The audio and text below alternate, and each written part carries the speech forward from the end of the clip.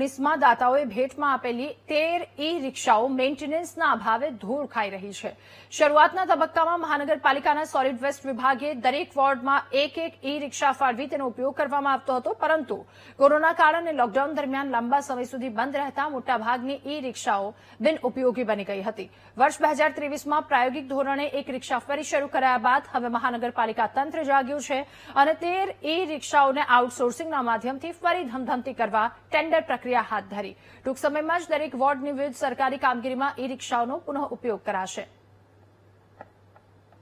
ઈ-રિક્ષાને ફરીથી શરૂ કરી અને 2023માં સોલિડ વેસ્ટ મેનેજમેન્ટ વિભાગની પોતાની કામગીરી માટે તેનો ઉપયોગ શરૂ કરવામાં આવેલો હતો, પરંતુ તેમાં પણ મેન્ટેનન્સ વધુ આવતો હોવાથી અત્યારે ઈ-રિક્ષાઓને આઉટસોર્સિંગથી ઉપયોગમાં લેવા અને તેના મહાનગરપાલિકાના દરેક વોર્ડમાં વિવિધ કામગીરી માટે તેનો ઉપયોગ થાય તે માટે ટેન્ડર પ્રક્રિયા કરવાનું નક્કી કરેલું હતું, જેની હાલ ટેન્ડર પ્રક્રિયા શરૂ છે. ટૂંક સમયમાં ટેન્ડરની પ્રક્રિયા પૂર્ણ કરી અને આ રિક્ષાઓને આઉટસોર્સિંગથી વપરાશમાં લેવાય તે માટેનો પ્રયાસ છે.